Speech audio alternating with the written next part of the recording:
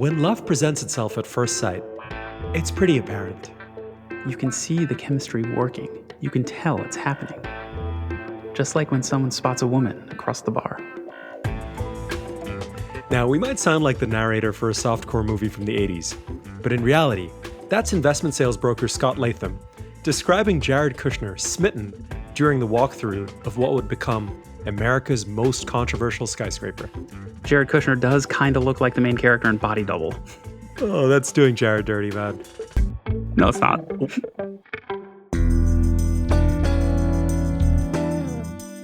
Welcome back to the Promote Podcast, your insider guide to the money and mania of the CRE markets. I'm Hitan Samtani. And I'm Will Krasny.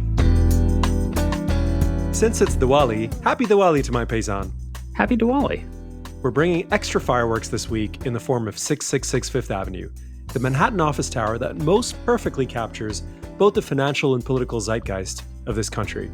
Brookfield's just landed a big financing on the tower, and we thought it was probably perfect time for its insane backstory. We then get into the high wire act of bulk condo buyouts in Miami, and what happens when someone doesn't quite nail their Philippe Petit impression. Yeah, it gets pretty rough. And finally, we check in on Banco Santander, which is playing rough with delinquent sponsors on its New York City rent-stabilized book. Could listen to you say Santander all day. A shout out to our sponsor Bullpen. They're a CRE-dedicated recruitment shop, and we're going to tell you more about their special offer for Promote listeners in a bit. And a reminder to check out the Promote Insider, our premium tier for paid subscribers with exclusive insider content. Founding memberships are now live at $240 a year. That's $20 a month. That's less than $1 a day. You could buy term life insurance for that. We got some spicy stuff up already and much, much more to come. Go to thepromote.com/upgrade to join the fun. All right, to 666. What a life it's lived, man. Oh man, this one's been... You know, I've been wanting to do this one for a long time. I know you have, and it's one of the great building stories in New York and frankly in all of commercial real estate. So I'm excited that we're going to be digging in on it. I think if you had to pick one single skyscraper to capture both the financial and political kind of mood of the country, 666 would be my pick. It's got everything. I mean, where do we begin?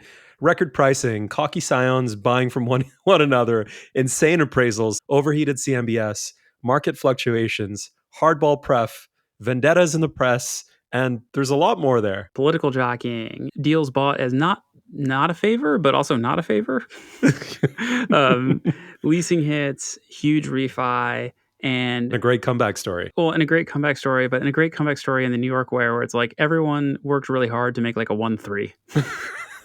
All right, so maybe our story should kick off in 2007 at Kushner Companies. What a time. Yeah, what a time. I mean, the markets were overheated. This is right after Stuytown traded. This is go-go days, Lehman, all kinds of crazy stuff happening in the broader financial markets. And the thing about Kushner, though, which is important to note, is that they had just sold their 20-odd thousand unit suburban apartment portfolio to Morgan Properties and AIG for a preposterous sum. Like multi-billion-dollar sum, Multi-billion right? dollars. Almost took AIG down. Like AIG defaulted on it. But that also set the stage for Mitch Morgan's rise. We should definitely get into that because you've brought up Mitch a couple of times on this pod. But back to the Kushner. So they sell this thing. They're sitting on a lot of cash. Very flush. And there's a changing of the guard. What's happened is Charlie Kushner, the patriarch, the visionary really behind Kushner Companies, he's just been released from prison. And the crime, honestly, is one of the most... I'm struggling here. As a man of words, I'm struggling to find the words for what went down. Charlie Kushner entrapped his brother-in-law and recorded the audio of it and sent that audio to his sister. Entrapped with? Entrapped with a woman of the night. Jesus. You said it, man. Yes. So Charlie Kushner hired a prostitute to seduce his brother-in-law because he was mad at his sister because his sister had taken the side of his brother that he was feuding with, Murray. In revenge, he pulled off this really dark scheme and eventually went down for witness tampering. There's been a lot of lying in this family. And a lot of love. More lies. Incredible upheaval. We'll put a New York Magazine absolute banger of a piece in the show notes. Yeah, the Gabriel Sherman piece. Yeah, Gabe Sherman's piece is amazing. Read it. So Jared's now in charge at Kushner Companies. He's a child who wants to make his mark on the skyline. New Jersey doesn't really cut it. Suburban portfolios don't really put you on the map. but a skyscraper on Fifth Avenue certainly can. Absolutely. I mean, think of it this way. How many people listening to this podcast have heard of Mitch Morgan? That guy's probably the second richest person in real estate in the United States. But yeah, like another striver from the outer boroughs who wanted to make his mark on Fifth Avenue, Jared came in the overheated market of 2007 and tried to buy something before this. I forget exactly what building it was. They were basically runners up on a couple of bids is what is the story. So when 666 came out, Tishman owned it. They said, we're not going to miss this one. Tishman Speyer had bought it with the Germans in 2000 for just north of 500 million, so roughly 400 a foot. There was whispers that it was coming back to market or that Tishman Speyer would be willing to part with it at the right price. And that price was pretty damn high. Yeah. Oh my gosh. So Jared tours it, where the quote at the top of the podcast came out from from the sales broker, which is just fantastic. And we've been hearing that like this was a pretty damn giddy tour. They showed up with 20 people, and there was a lot of excitement from the Kushner camp, let's say, for this property. Which I don't get. Like the location is obviously fantastic, but it's a low ceilinged column factory. Like this is, it was kind of was what it was. So they decide that they're not going to get beat on this one. So they just go balls out. They sent Scott Latham, the Cushman and Wakefield broker who was running point on the process. They sent him a one-page offer, and it had a number on it. What was the number? 1.8 billion. That is massive. Absolutely gargantuan sum for this property. I think that's north of what, 1,300 a foot? Yeah. Which is unreal at the time. It's completely crazy. It's absolutely nuts. No one else is willing to pay that number. They buy this thing for $1.8 billion. Jared gets his headlines, right? Like Scion comes in, makes his mark, picks up this Fifth Avenue tower. And now what's the plan? Again, this was 2007. Well, maybe we want to set the stage on what 2007 was. It's a little bit before our time, but we've studied that era because it was really quite an era. There was unlimited financing for anything. Yeah. Whatever you wanted to do, you had money. Crazy high loan to values. And so they financed this with 50 million of equity and 1.75 billion in financing from UBS and Barclays. So 50 million is sort of like the real, 2007 equity to buy a huge chunk of stuff, because Harry Macklow put up 50 million to buy equity office, his portfolio in Midtown. I think Tishman Speyer put up roughly $60 million to buy frickin' Stuytown, which is like $5.5 billion. This is like the going rate of equity contribution. Can we talk about the appraisal? That's where I was going to go. So whenever you see on LinkedIn a syndicator or multifamily guru saying our appraisal was above the purchase price, so we created instant equity, like that's because we're the best. Like fucking nonsense. And this is a great example of it, because 2 months after the acquisition, the office hadn't signed a lease, probably still hadn't totally switched over all the email accounts for the property management company. Uh-huh. The office portion alone was valued at $2 billion. This is on Fifth Avenue, so the retail presumably is super valuable as well. And so remove the retail, take it out of the equation, and we're talking about just the office is now valued at more than what the Kushners paid for the entire building. Exactly. And what has changed except the passage of time? Nothing. There hadn't even been the passage of time. It was 2 months. Right, exactly. How do you get an appraisal like this? What the hell is going on? When the ducks are quacking, you got to feed them. Everyone's incentivized to have these deals close. Everyone eats, and that includes the appraisers. So they securitized the senior. I think it was like a $1.2 billion senior loan that was put through via CMBS. And then they had $500 million or so in mezzanine financing. To pay off the mezz, Kushner goes and does something pretty intriguing at the time. Yeah, they sold a controlling stake in that very valuable retail to Carlyle and then the Chera family's Crown acquisitions. Just for anyone who not as familiar with New York, Cheras are like the Syrian Jewish retail royalty. So the Suttons, the Sits, the Nakashes, the Cheras, the Careys, the Gindis, the Sephardic Jewish families that run New York retail, high street retail. So they came in, this is their business, and they paid, I think, about $525 million that summer to buy the retail. And as we move forward, let's think about what happens if they had been able to execute that literally 30 minutes before the world explodes. You could argue there's no affinity partners. There's definitely no affinity partners. And that family is wiped. Right. So they have this building. They've sold off one of the most valuable chunks of it, the retail. And then we had 2009, 2010. The market turns. You're absolutely hemorrhaging debt service. I think the math was that they were losing $3.5 million a month. Oof. And so, again, a lot of this was funded in a lender reserve. When you get this appraisal and you get this high leverage loan, everyone's not totally insane. They're like, you're not going to be able to cover debt service. But we got to reserve a bunch of money to pay it ourselves. So it's basically just crunching your cash or grinding your cash. They had at one point $10 million left in that account that was supposed to like fund all of their like renovations, releasing, and all the negative cash flow from that. And they were just not doing that and not getting cash. So this was very, very dire straits. And this is their flagship property. They've basically banked their reputation on this building. I don't know if they had any PGs or anything, but this is the kind of deal that if it goes wrong can really, really cause a lot of damage in the empire overall. Oh, 100%. If you get foreclosed on a building like this, and at this point, Kushner wasn't what they are now. Kushner now is an institutional Powerhouse, yeah. private equity shop, but back then they weren't. Like this was a family. It's really hard to get debt if you just you got foreclosed on a $1.8 billion acquisition. So they're in the midst of trying to figure this out. And then one of my favorite characters in all of New York real estate comes in and makes them a deal. Oh, yeah. Stevie Roth of Vornado Realty Trust. What happened here? What did he offer? I mean, the specifics of this are so good. What does Voldemort do to like split his soul into Horcruxes? And they're like, you'll never get like put back together. That's kind of the money that Steve was giving these guys. It was what, 11% interest on the money they actually invested as pref. And then a 3% return on like any money that they could potentially invest in the future.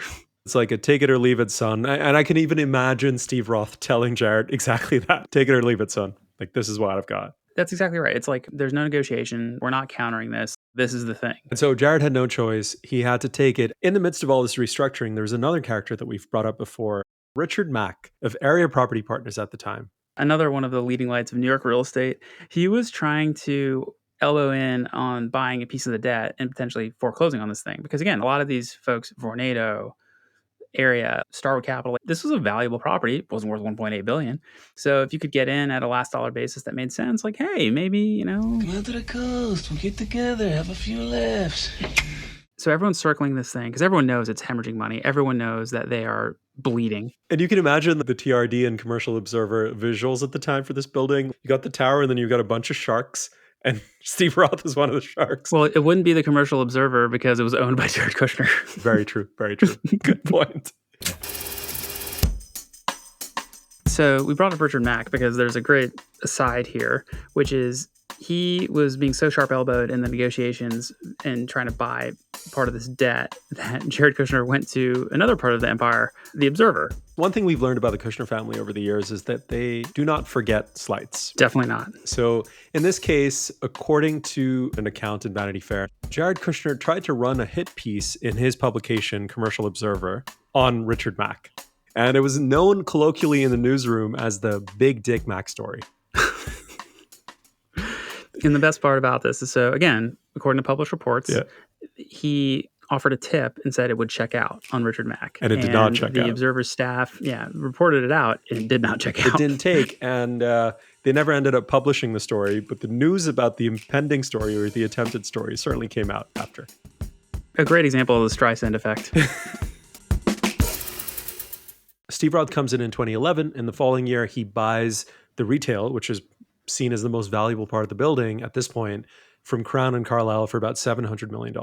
So they did very well on this transaction. Yeah, and someone made a lot of money. At the time, like Fifth Avenue high street retail was seen as sort of like as gold-plated an asset class as you could have in New York. Retail rents were going to the moon. Like 2012 was still early, but they peaked to 2015, 16, 17, something like that. Yeah. But this was seen as a great investment on Steve's part, and Crown and Carlyle did well, and I think he did really well when they ended up getting bought out. I think he did very well as well. So this is all happening. Jared Kushner is in the middle of this thing. He's trying to rescue this building. Even though they did the recap, this wasn't the end of the pain, right? This building still couldn't make it work for a long time. Yeah, it's still losing money. I'm really rich. I'll show you that in a second. And by the way, I'm not even saying that in a braggadocio. That's the kind of mindset, that's the kind of thinking you need for this country. Summer of 2015, Donald Trump descends a golden elevator at Trump Tower and kicks off what becomes probably the most improbable political win in the modern era.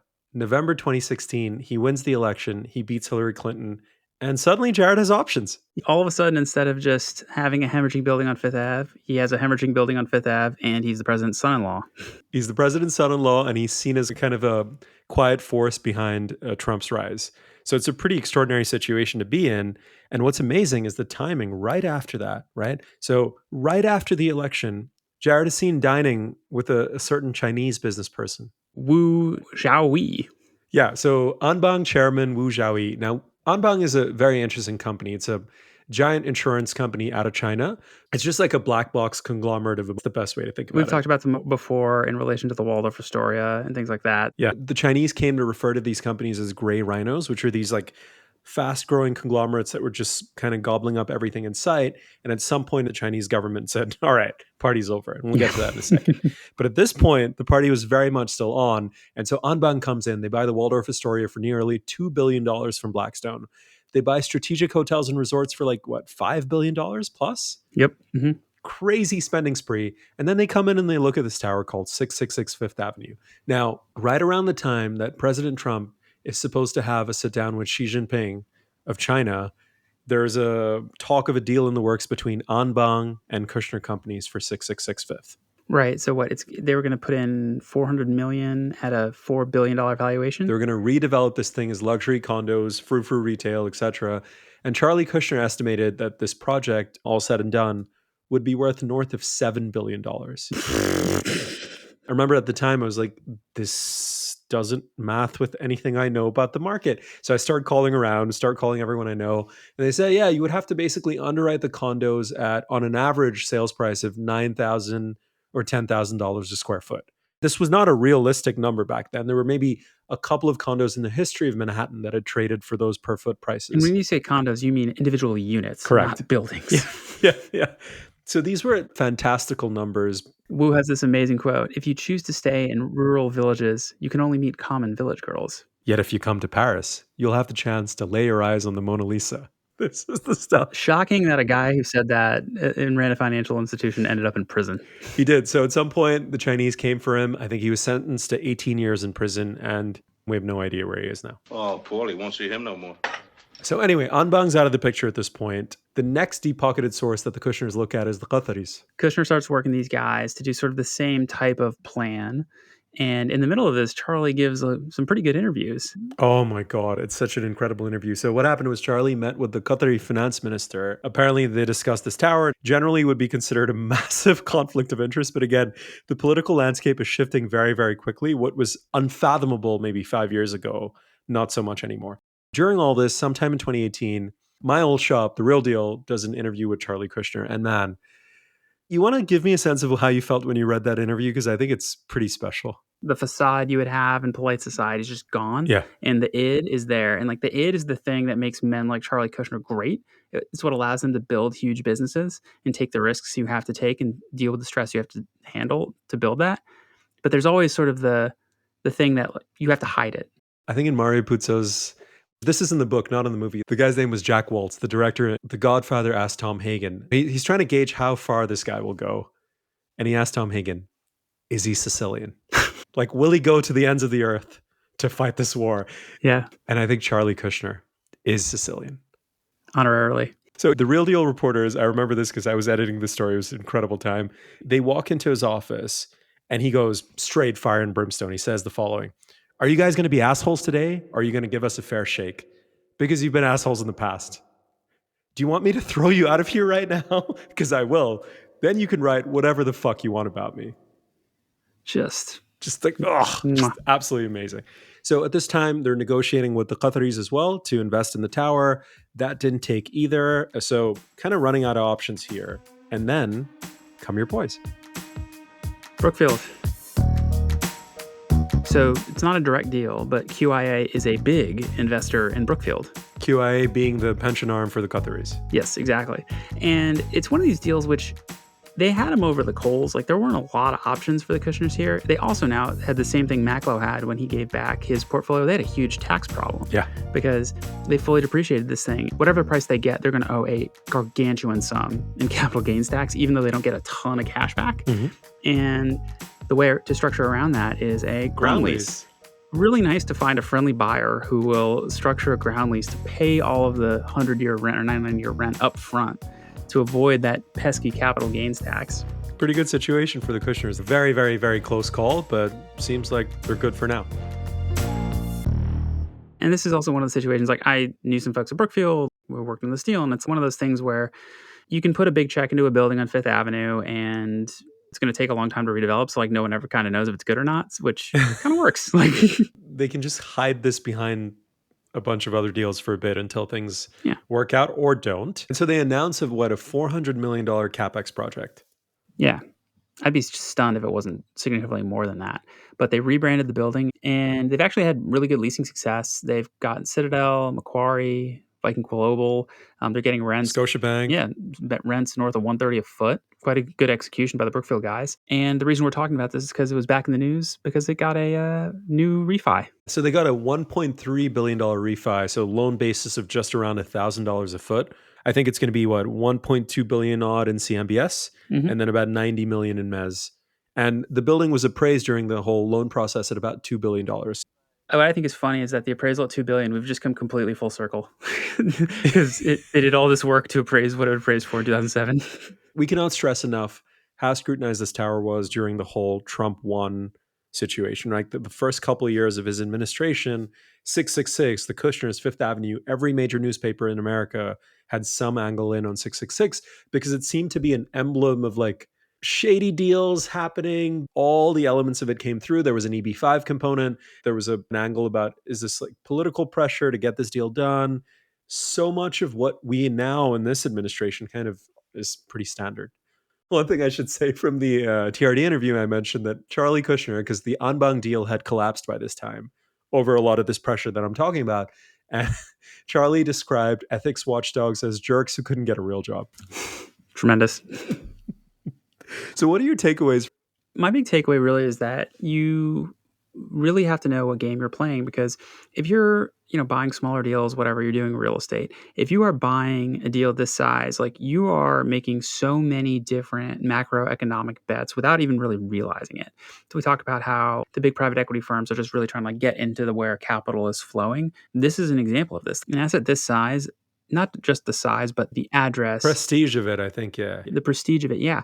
This isn't a real estate asset. It is a global trading sardine. The list of suitors typically for buildings like this, the Chrysler, etc., you'll see Abu Dhabi come in, Qatar, like the big pension funds, the big sovereign wealth funds. It means something beyond the brick.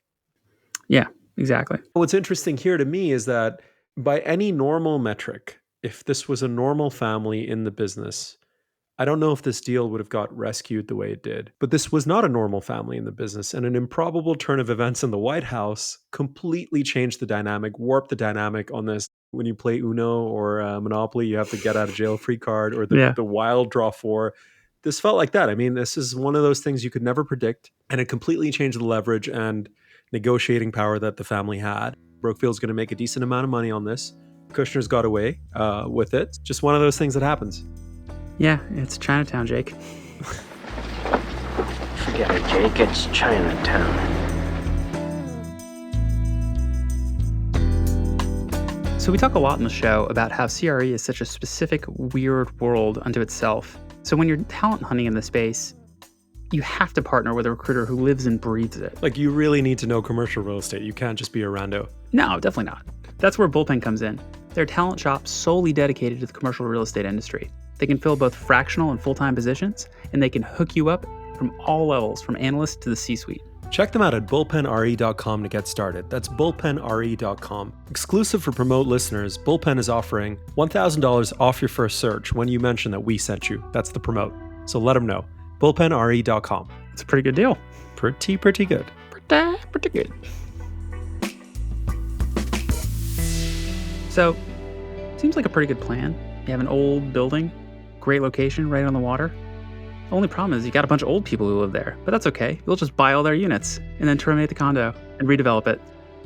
What developers have been doing is a pretty interesting strategy. They've been going in, getting financing to do these bulk buyouts of these older condo units, and then hoping you can go build a shiny new tower and sell it at 2025 prices. So Related's doing it at a bunch of different projects. Crescent Heights, handful of others. So PH Group, yeah, a bunch of the biggest names in that market are doing this. This is a hot trade right now. There's enough dislocation in the market from what happened at Surfside that there's interest to sell these condos and maybe move on with their lives. The reason why Surfside collapsed is because it was old, there were structural problems, and those things are all age-related. And I think one thing we don't really reckon with a lot is that our built environment, especially in markets that have more climate issues, like Florida, Vegas, Southern California, what have you, we don't reckon exactly with how long these buildings are going to last. And the post-war building boom, we're kind of coming up on like the first real round of buildings hitting obsolescence and then being dangerous. And so if you bought a condo in 1984 for $200,000 and the building needs the entire foundation to be retrofitted and every unit's going to have to pay $200,000, The assessments just creep up on you, and suddenly this doesn't make any sense anymore. it's not really any different than a New York co-op building on a ground lease. Isn't that happening with I think a Ruby Sharon joint right now? Yeah, Ruby Shore and David Warner bought the ground with like 7 years of term left. And they're like, Price of the brick going up. Yeah, you can buy a 2-bedroom in that one of those buildings for like $300,000 because they're either going to jack the ground rent up or just like take the building back. right. And it's not dissimilar here. There's a little bit more mechanics involved because depending on the association, you have to get control of the HOA. Then you have to have enough votes to be able to terminate the HOA and sell and basically redevelop the building. That's exactly what's happening here. So we're talking about a building on Bayshore Drive, and there was a company called Two Roads Development. And what they did is they went and picked up a bunch of money from OZK and Fisher Brothers. Oh, yeah. So they picked up a senior from OZK and Mez from Fisher Brothers.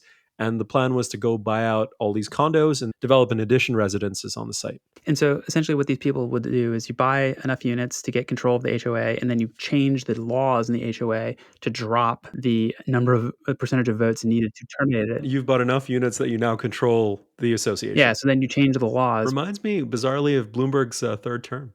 Oh, God, yeah. So anyway, Two Roads bought this site. Beautiful, like great location, right on the water. They paid about $150 million for it, by the way, to do the bulk purchase. Yeah. Yeah, and did just this. They made an amendment to the condo declaration to lower the requirement for condo termination to 80% of the owners versus 100% because they already owned more than 80%. And a couple of the holdout owners sued them in 2023, and they just got a pretty good ruling. Yeah, so basically they had won a lower court judgment and said, hey, you couldn't actually do this. You don't have the right to change the termination thresholds. So the developers, Two Roads, went to the Supreme Court, the Florida Supreme Court, and the Florida Supreme Court declined to hear the case. So now they're shit out of luck. That's it. That's the end of the road for them, unless they can convince these condo holders by, again, maybe paying them a hefty sum to get out. They don't really have any legal recourse anymore. And you know what that reminds me of is the 15 Central Park West holdout, guys? Oh, yeah. Where the rent stabilized owners, I believe, at the end, the last couple of holdouts got, I think, sums of like $15 million to leave. Tremendous. It was like the most expensive one-bedroom apartment purchase in the history of Manhattan. It's a ridiculous aside, but David Rosenhoek, who was the tenant lawyer who got those things, had an amazing quote. He said, if you fuck with me, I'll fuck with you for sport. We should say the Zeckendorfs probably don't even care about that because they made so much money on that project. Yeah. Now this, though, these holders, they have tons of leverage. There's nothing else for Two Roads to do. This is pretty sensitive stuff because, as you can imagine, the interest is piling up, right? So OZK wants their money. Fisher Brothers wants their good, Definitely sweet wants their mezz. money. Actually, no, Fisher Brothers may just want the asset. Maybe. So it's like a lot of interest is piling up. They've already launched sales. I think their first phase is live on this project. And generally in Miami, you kind of use the pre-sale. Florida has a different law than New York where, you can use deposits to help fund construction itself on condos. One thing I want to reiterate, though, is just that, again, at the end of the day, like people are fucking with people's homes, you know, and right or wrong, like you have your right to your own property. And if someone comes in, just because the pro forma says that they need these things to work doesn't mean that the people are going to want to leave. We see this from day-to-day examples all across our cities to really high-profile examples like Stuytown in New York, right? Where the rent-stabilized units had to turn over at such an aggressive rate to make the numbers work on that record purchase. It didn't happen. And so they walked away. It's a game of people. It's not just spreadsheets. I don't know what Two Roads did to talk to these holdouts, but clearly it didn't work. And now they might be up a creek without a paddle. And still some pretty salty feelings left among the holdouts, even the ones that scored a pretty substantial victory. One of the more bizarre quotes I've ever read in all my years covering this industry, trigger warning. We're going to read it, but it's pretty bizarre, so please be advised. Yeah, and oh boy. So one of the holdouts delivered a quote after this decision was made. This guy named Robert Murphy. I'm happy in the way a rape victim might feel happy when the jury comes back with a guilty verdict. There's a measure of satisfaction that justice has been done, but you still live with the rape. I don't really have much to add after that. Should we end it there? Yeah, Robert, it's just your condo, man.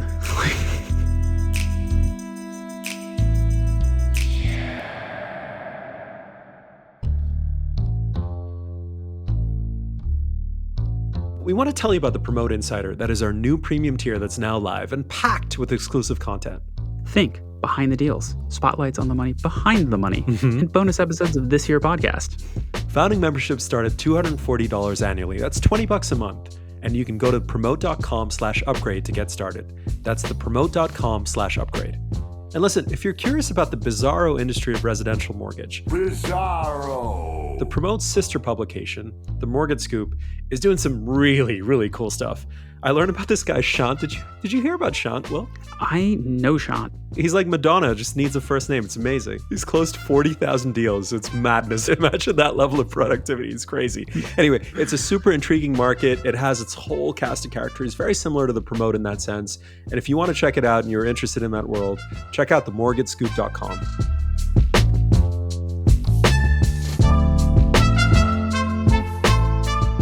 All right. We've talked quite a bit in the Promote about the signature loan book, right? So there was the office and retail loan book, and then there was a rent-regulated multifamily loan book. We've talked on this podcast quite a bit about how the rent-regulated industry is kind of in shambles, right, for a variety of reasons. What is happening now is that lenders are playing hardball in this market. The FDIC took over Signature Bank, collapsed Regional Bank, massive, massive player in New York real estate. They took it over and then they started selling out these loans to other banks and private investors. So Banco Santander, which you like to hear me say for whatever reason. There you go again. Santander came in, paid $1.1 billion for a 20% stake in this loan book. And we were curious to see how they would kind of play this, right? We've talked a lot about Rialto and kind of going scorched earth on borrowers and stuff. But I was really curious to see how these banks would navigate the distress that's seeping through the market. These guys have been pretty sharp-elbowed themselves. They, especially coming really hard after a couple of big shops. And yeah, like really big sharks, yeah. L&M, who we talked about, who recently sold a piece of themselves to 6th Street. L&M defaulted on a building and tried to give the keys back, and Santander just said no. Santander just said, yeah. And L&M sued. This is really hilarious. So L&M sued them basically for what they didn't do, which is they didn't want to accept a deed in lieu. And L&M said, it's an amazing legal argument. I'll drop something in the show notes, but they basically said, it's kind of understood that if we default, this is America. You lender, you must take it back. And Santander's like, no, it's not. The contract is the contract. You can assume whatever you want, but we're not going to necessarily just take this back. And then L&M was also a little bit butthurt about some references to recourse and whatnot and bad boy guarantees, etc. Santander said, we're not even making any specific claims about recourse right now. We're just saying that we have pathways to recourse. That's so fucking honest. And now they're coming hard after A&E, which is Arriaga and Eisenberg. And for those who don't remember, it's one of the largest rent-stabilized owners in New York. One of the partners, the A, is John Arriaga's son, John Arriaga, one of the fathers of Silicon Valley, Mark Andreessen's father-in-law, all sorts of things. So they bought 10,000 plus, if not more, rent-stabilized They're bigger units. than that. They're bigger than that, but we'll see for how long. So Yeah. A&E had a couple of signature loans out there. One was on 58th Street, and Santander is coming after them. They filed a pre-foreclosure action. And I thought for the Promote listeners, a little nugget that would be interesting. Guess who's running point on that for Santander? Chris Setter. Chris Setter. Name wouldn't mean anything to most people, but he has some pedigree. He's from one of the other sharp elbow guys, Fortress. He's from Fortress. So he's running point for Santander on this. The legal argument that Santander is making is that A&E is mismanaging the property. So in the lawsuits, they've included exhibits about HPD violations, etc. The picture they're trying to paint is like negligent landlord, and we need a receiver for this property. That's the whole play here. Which is kind of interesting considering that this is their entire business. Yeah. And they're incredibly well capitalized. It's not as if this is a mom and pop operator who's leasing units out of a Gmail account. Santander is pursuing a very similar strategy, again run by Chris Setter at a big Queens portfolio. Now this is about 1,300 plus units in Queens and Kew Gardens. And A&E claims that they were blindsided by this. They're like, we've been in discussions with the lender. We've offered to kick in More equity. Not only kick in more equity in one case, but also pay the loan off at par. However, Santander has been bringing up there's a really funny term in here, involuntary rate. It's a higher interest rate applied to a loan that's in default or otherwise not compliant. Interest on the entire unpaid principal sum and any other amounts due under the loan documents shall accrue at the involuntary rate. This rate, by the way, Will, is specified in loan docs at 24%. And this isn't just about the loan proceeds. They have a couple $1 million in like water sewer bills. They've got electric bills, a bunch of other stuff, property tax escrows that have been made. So all of that is occurring at the aforementioned involuntary rate. The reason we think this is interesting, because we've talked a lot about private credit playing hardball, like if Maverick buys a note or Rialto buys a note, you kind of expect fireworks. Again, for everyone, happy Diwali. You kind of expect fireworks on this kind of thing, right?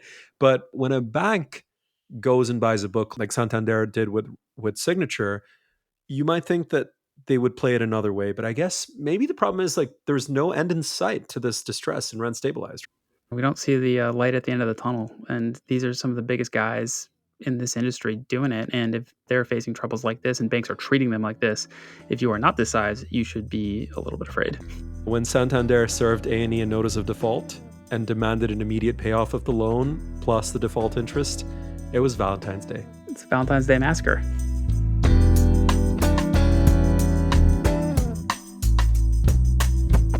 That's it for the Promote podcast this week. The most controversial office tower in America is now just another boring old office tower, but boy, what a journey it was to get there. Bulk condo buyouts are the most fun a developer can have without terminating the condo docs. And Banco Santander is putting a little bit of fuego on some of New York's biggest multifamily players. We'll be back next week with more CRE Insider goodness. A shout out again to our sponsor, Bullpen. Promote listeners get $1,000 off their first search when you hit up bullpenre.com and mention that the Promote sent you. As always, reach us at podcast@thepromote.com for feedback on this pod or at partnerships@thepromote.com if you'd like to advertise. We love to hear from you. The audience engagement here is one of the things that makes it so fun, so please reach out. It's so fun. It's such a good time. I really, really enjoy this podcast, man. I really do, sincerely. Aww. And check out the Promote Insider at thepromote.com/upgrade. That's our premium tier that starts at $20 a month. And make sure, most importantly, that you've got the support of 100% of the votes at your next condo conversion.